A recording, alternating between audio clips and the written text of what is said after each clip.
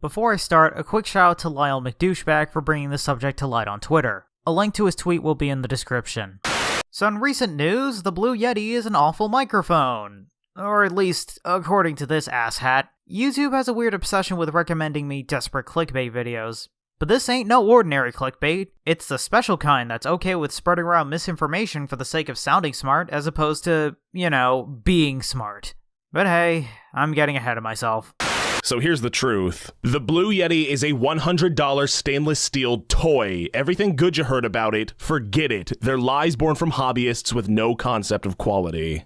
Well, actually, Weegee, I can already hear droves of you typing. I have a Yeti, and I'll have you know that it is a high-quality, great-sounding microphone that rivals studio-grade equipment. Yeah, okay, I'm sorry. I just need to stop you right there, because you're pretty horribly wrong, actually. Yeah, nice condescending opening and stuff. However, there's a little problem here. No person I've ever heard that recommended the Blue Yeti ever claimed that it's studio-grade quality, you numbnuts. When I was looking up videos on the Blue microphones, the most that I've heard about the Yeti is that it's a great quality microphone, if a bit on the expensive side, and that it's better than the average low-quality headset that most people start out with. If there is a group of people exaggerating the virtues of the Yeti, then please, direct me to them. Because even if this was meant to be a joke, you're effectively addressing a group that might not even exist. But hey, don't just take my word for it. Allow me to demonstrate.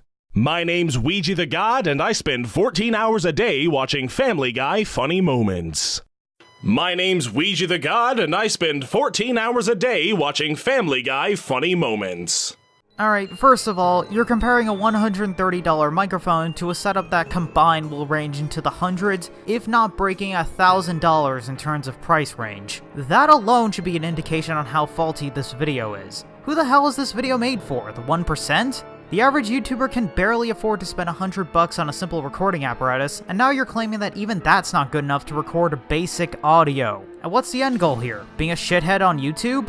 Man, this video is a pain in the ass to watch, but oh, listen to this audio quality. It became a good video all of a sudden. Because that's how logic works. What's doubly pointless here is that with those little artifacts you heard, most if not all of them could be removed with the majority of audio editors. Hell, the one that I'm using right now, Audacity, was able to fix very similar audio issues back when I was using much worse microphones with just a few clicks. This program is free, by the way. Now, I don't have much to say about the next few points, as it's a basic explanation on how sound cards work. Except for the fact that the alternatives might not seem like much of an upgrade to the average Joe, since sounding better than a shitty headset is what the majority of people are aiming for.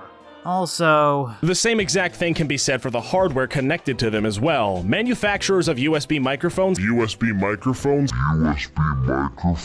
Except for the part where that isn't a USB mic, it's an XLR microphone. The same kind that you recommend later in the video, might I add. In fact, this isn't the only scene where you show a different type of microphone in place of a USB mic. So at this point I'm left wondering if even you know what you're talking about. Villainy. Believe it or not, that nice and shiny $100 do Yeti that every prosumer claims to be so amazing is actually more or less just a $50 snowball wrapped in a slightly flashier package at double the price. Even if you're a casual consumer who's only creating content or doing voiceovers as a fun hobby, the Yeti would still be a complete waste. There are so many other USB mics out there, such as the Blue Snowball or Radio Shack USB, that sound exactly the same but are a fraction of the Yeti's price, so there's absolutely zero reason to waste your money on this thing. You know, minus the slightly better stand and a few extra features built into the microphone itself, some of which include several audio settings for the mic which will adjust where and how it's used. Oh, and that volume switch and mute button in front of the frickin' microphone. The latter of which is odd, seeing as you seem to be the type to jerk off to your own reflection, so I'd assume you'd know what a knob looks like. You can say all these features are minuscule at best, but these are features that you won't get on the other, cheaper microphones, and having them on hand would be convenient. Not to mention the fact that you're going to be recommending that we spend hundreds to thousands of dollars later in the video to go somewhere.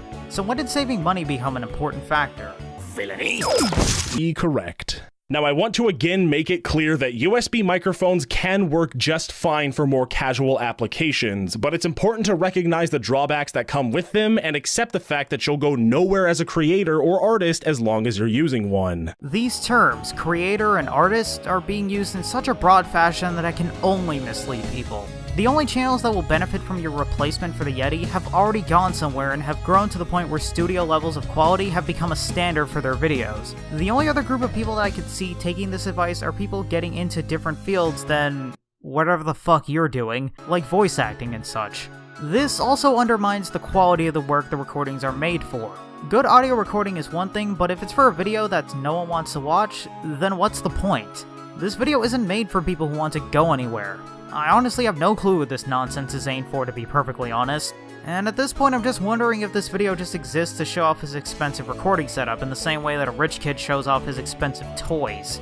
The recording environment. You got any background noise? Fans, computer, air conditioner, heater, lawn work, construction, mom yelling at you to do your homework? Well, go handle it. It's going to get picked up on your mic, and it's going to ruin your recording. Another massive component to this are echoes. They're bad. Shut your door and clap your hands. You hear any echoing? If so, handle that too. Go to Amazon, buy some RLX acoustic paneling, and cover your walls and ceiling. Pro tip, make sure to pay extra attention to covering any and all corners, because that's where sound waves like to bounce around and amplify the most. If you want to save some money, you can hang up things like big blankets and foam beds around your recording room instead, but it's gonna look like you live in a third world disaster relief shelter, so, I mean, that's kind of up to you. Also, if you don't have a carpet floor, you're really gonna want a carpet floor. Wow, that's a nice setup you advised me to have. Problem though, couldn't this setup be used with any USB mic to produce good sounding audio as well? Hell, an enclosed room with carpet, like the one I'm recording in, can get the job done just fine. If you need proof that most of this stuff is optional, MatPat from Game Theory, a totally obscure and unsuccessful channel by the way, was able to last quite a while by recording in his closet, so it isn't the life or death scenario that you're making this out to be.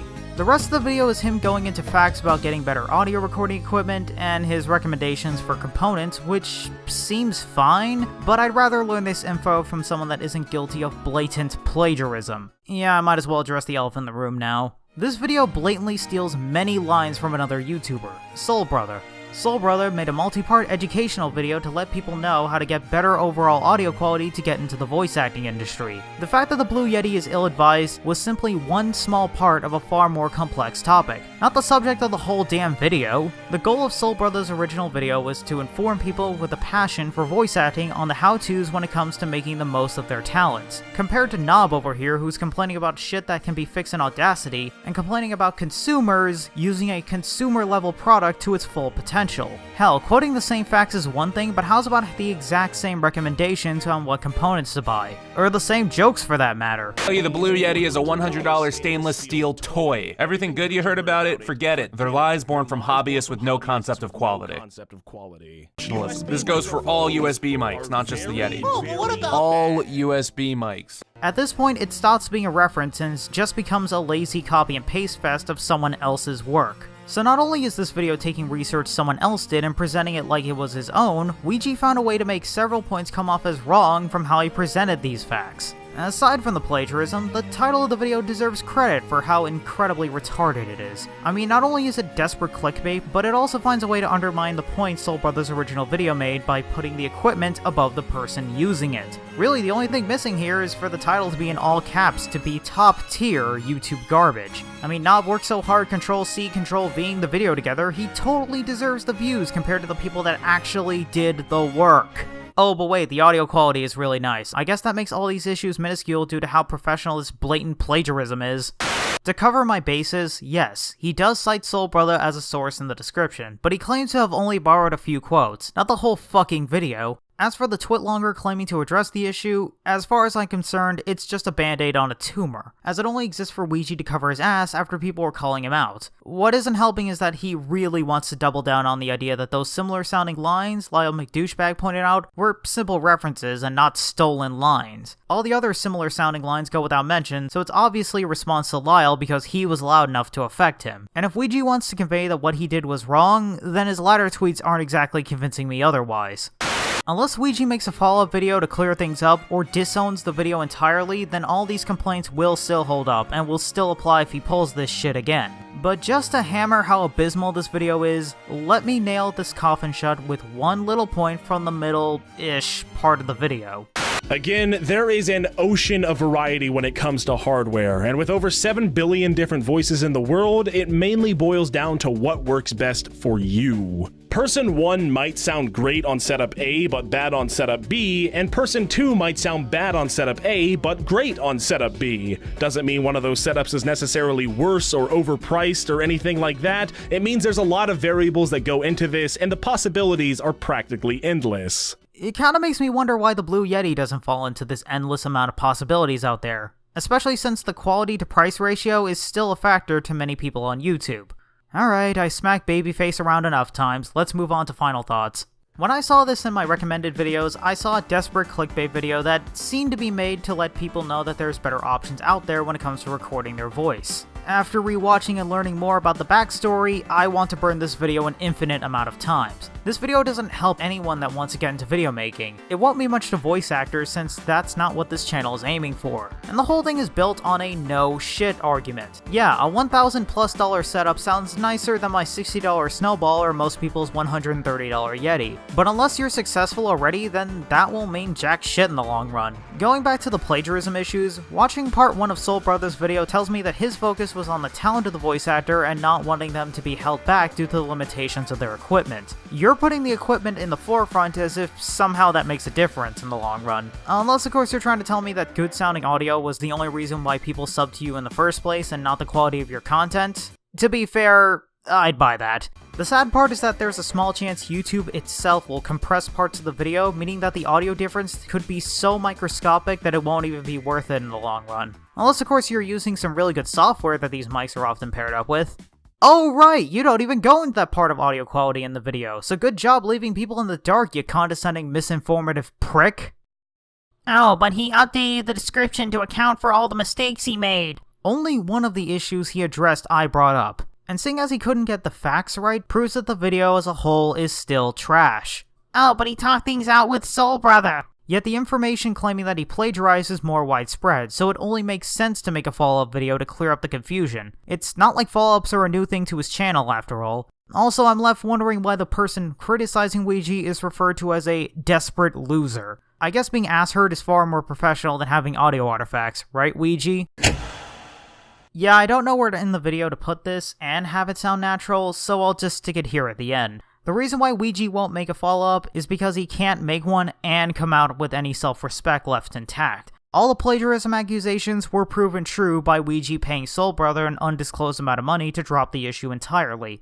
A special thanks to Bob Vids for making these 2 videos talking about the subject and clearing up the confusion. Link to both videos will be in the description. With all that drama taken care of, I'm signing out.